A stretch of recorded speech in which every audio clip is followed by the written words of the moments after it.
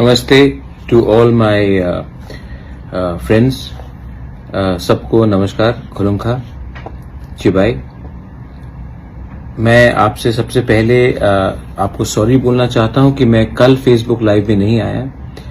कल आप सब लोग जानते हैं कि हम लोग सुप्रीम कोर्ट में थे और सवेरे 10 बजे से लेकर 4 बजे तक हम लोग सुप्रीम कोर्ट में ही थे। उसके बाद हमारे जो त्रिपुरा स्टूडेंट्स और जो एम्प्लॉयज है दिल्ली में, उनके संग बात किया, मीडिया के संग बात किया, लॉयर के संग बात किया। तो उसके बाद काफी थक चुका था, इसके लिए मुझे लगा कि कल रात मैं फेसबुक लाइव नहीं करके आ जाऊं और आप सबको अपडेट दूं कि हमारा क्या सिचुएशन है आज। सबसे पहले बहुत अच्छा खबर है, वेरी गुड न्यूज, कि सुप्रीम कोर्ट ने क्लियरली गवर्नमेंट ऑफ इंडिया को कहा है कि आप Tripura, Assam, basically north east को रेस्ट ऑफ इंडिया से अलग रखिए जब सिटीजनशिप अमेंडमेंट एक्ट का कानून को लागू करने के लिए आप कानून बना रहे हैं। क्योंकि त्रिपुरा का प्रॉब्लम इंडिया के दूसरे प्रॉब्लम से अलग है, आसाम का, नॉर्थ ईस्ट का प्रॉब्लम रेस्ट ऑफ इंडिया से अलग है। इसी के लिए सुप्रीम कोर्ट ने क्लियरली डायरेक्ट किया है गवर्नमेंट ऑफ इंडिया को कि ये सेग्रीगेशन किया जाए। और सुप्रीम कोर्ट ने 31 अक्टूबर तक टाइम दिया है सबको राइटिंग में देने के लिए कि हम अपना रिटन सबमिशन दें। और मोस्ट लाइकली ये 3 जज बेंच में भी आ सकता है।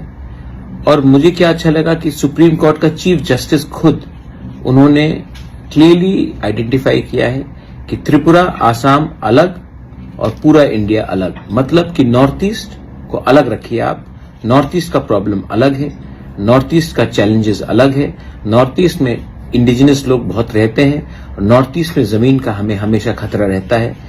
आप कभी भी नहीं देखेंगे कि कोई बांग्लादेश का व्यक्ति कहीं और जा रहा है, लेकिन आसाम, मेघालय, त्रिपुरा में वो लोग आते जाते रहते हैं।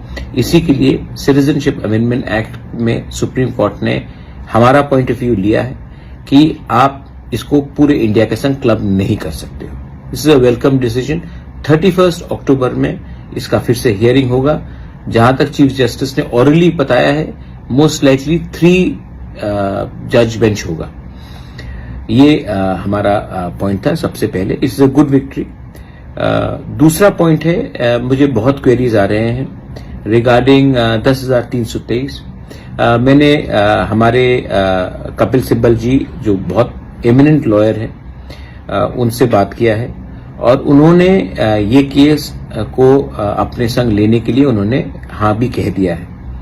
अब हम इसका एप्लीकेशंस फाइल कर रहे हैं और मुझे लगता है कि अगले 8 से 10 दिन के अंदर, दैट मीन्स आज है 13 तारीख, तो 23-24 तक हम इसको फाइल करने के लिए तैयार हो जाएंगे। और हमारा पूरा आशा है कि ये मामला एडमिट होगा। और देखिए, 10,323 टीचर्स में जो लोगों को नौकरी गया है, हमें सबको चांस देना चाहिए कि उनका भी जिंदगी वापस अपने पुराने लाइन में आ जाए। तो मैं इसमें पॉलिटिक्स नहीं करना चाहता हूं। मैं फिर से बोल रहा हूं 10,323 को, आप इसको पॉलिटिक्स में मत लाइए। मुझे आपका वोट नहीं चाहिए। बहुत लोग ने मुझे फोन करके कहा है कि महाराज आप हमें सपोर्ट करेंगे तो हम आपको वोट देंगे। मुझे आपका वोट नहीं चाहिए। मैंने आपको एक कमिटमेंट दिया था और मेरा कमिटमेंट था कि मैं आपका मामला कोर्ट में ले जाऊंगा और कोर्ट को तय करने दीजिए। पैसा का खर्च मैं करूंगा, ना पॉलिटिकल गेन चाहिए। मुझे अपने दिल के अंदर कुछ शांति चाहिए कि मैंने कुछ वादा किया था, मैं वो वादा पूरा कर रहा हूं। और मुझे आशा है कि अगर हम बड़े बड़े लॉयर्स को, अच्छे लॉयर्स को अगर इसमें रखेंगे तो कुछ ना कुछ सोल्यूशन निकलेगा। त्रिपुरा में हमें नौकरी चाहिए, त्रिपुरा में इकोनॉमिक डेवलपमेंट चाहिए।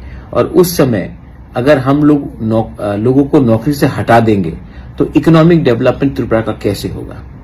त्रिपुरा में अगर आप एम्प्लॉयड को अनएम्प्लॉयड बनाएंगे तो आप इकोनॉमिक प्रोग्रेस त्रिपुरा में कैसे ला सकते हैं। तो 10,323 में, जहां में बहुत टीचर्स भी अपने गांव से हैं, रूरल एरिया से हैं, पहाड़ से हैं, उनका रिलीफ हमें उनको देना चाहिए। क्योंकि अगर टीचर्स ही अनएम्प्लॉयड हैं तो स्टूडेंट्स को कहां में शिक्षा मिलेगा?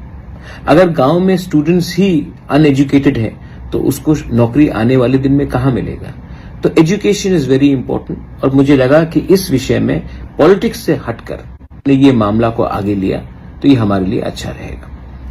तीसरा पॉइंट, मैंने बहुत सोचा है कि आने वाले दिन में अपने this is for all my Tipra Motha workers, अपना ग्रेटर तिपरा लैंड का जो हमारा मूवमेंट है, तिपरा हा के लिए है, जो तिपरा सा का जो मूवमेंट है, सब लोग को लगता है कि ये मूवमेंट एक पार्टी का मूवमेंट है। हाँ, तिपरा मोथा इसको आगे ले जा रहा है आपके प्यार से, आपका समर्थन से, लेकिन जब तिपरा मोथा गवर्नमेंट ऑफ इंडिया से बात करने के लिए रेडी होगा तो मेरे दिल में आशा है कि ये नेगोशिएशन सिर्फ एक पॉलिटिकल पार्टी और गवर्नमेंट ऑफ इंडिया के बीच में ना हो। मैं चाहता हूं कि जब हम गवर्नमेंट ऑफ इंडिया से अपने तिपरासा का constitutional solution, permanent solution in writing मांगे तो उस समय, उस डायलॉग में हमें सिविल सोसाइटी, अपने हौदास, अपने ओकरास, चांताइस, चौधरी, सबका हमें समर्थन चाहिए। दूसरे पॉलिटिकल पार्टीज, एनजीओज, उनका भी समर्थन चाहिए, क्योंकि मैं एक फुल एंड फाइनल सेटलमेंट करना चाहता हूं। मैं जानता नहीं हूं कि कितने दिन तक ये मैं कंटिन्यू करूं, लेकिन मैं अपने लोगों को कुछ कॉन्स्टिट्यूशनली प्रोटेक्ट करना चाहता हूं, अपना जमीन, अपना पॉलिटिकल राइट्स, अपना इकोनॉमिक राइट्स, अपना भविष्य। तो अगर मुझे लगा कि ये सिर्फ तिपरा मोथा ही अकेला करेगा और इसमें और कोई शामिल नहीं होगा तो ये गलत बात है। I think it's a wrong thing.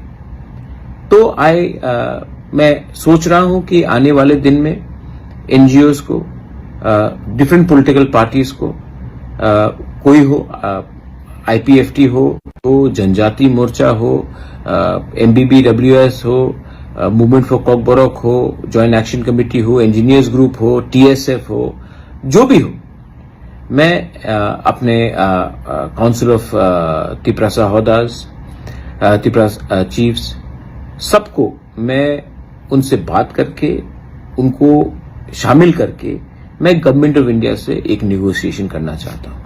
अगर गवर्नमेंट ऑफ इंडिया सिर्फ एक पॉलिटिकल पार्टी से बात करेगा तो इसका सोल्यूशन नहीं निकलेगा।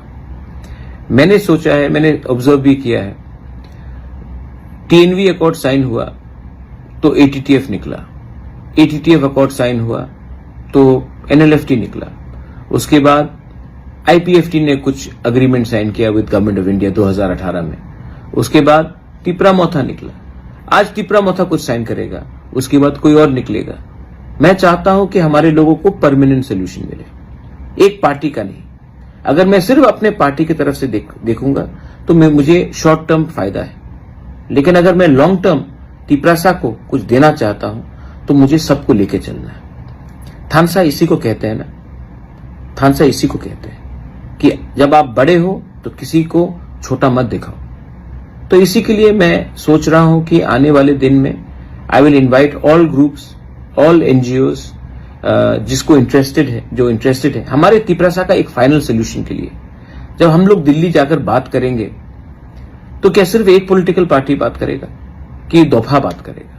और अगर दफा को बात करना है तो हमें एक ऑल सब ग्रुप को इनवाइट करके ये बात का constitutional solution, political solution, permanent solution for a booking बारा पीपल हमको डिस्कस करना चाहिए। ये मेरा थिंकिंग है।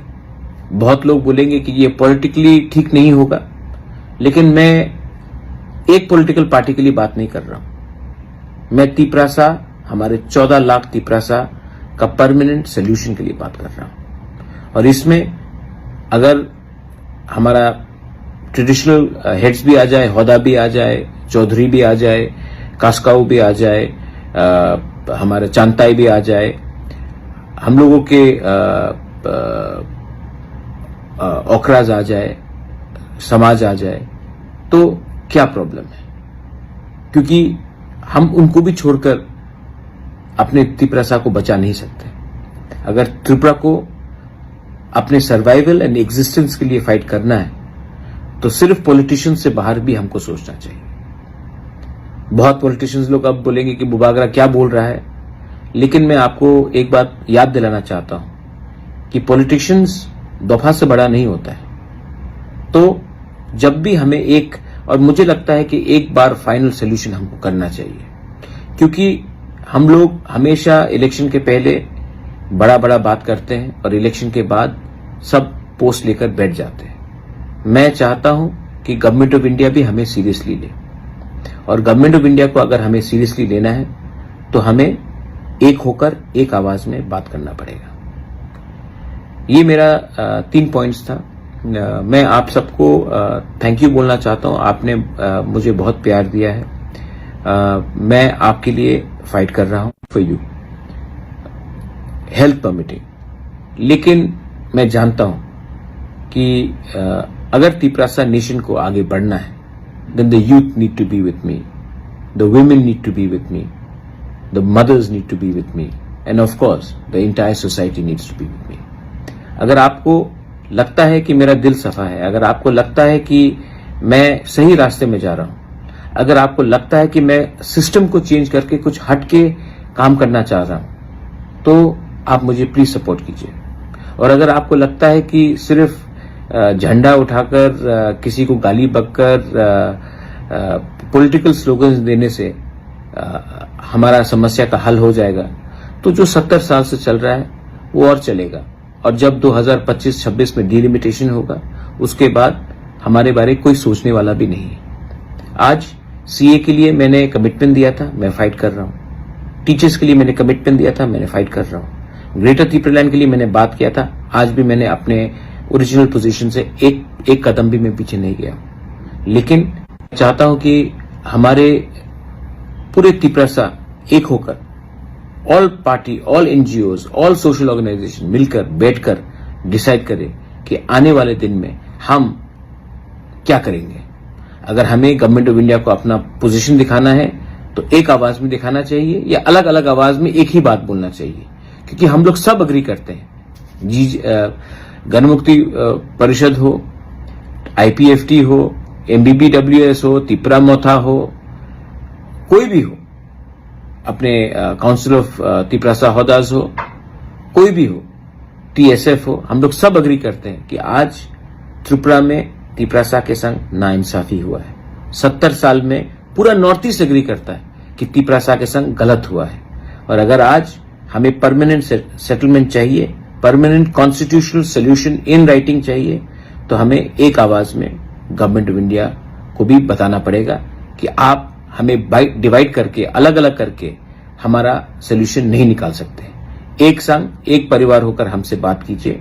मैं रेडी हूं, मैं सबसे मिलने के लिए तैयार हूं। आने वाले दिन में मैं ऑल पार्टी मीटिंग भी रखूंगा, ऑल एनजीओ मीट रखूंगा, सिविल सोसाइटी का मीट रखूंगा, and I would like to bring a single voice to the solution, permanent constitutional solution for the Tiprasa people.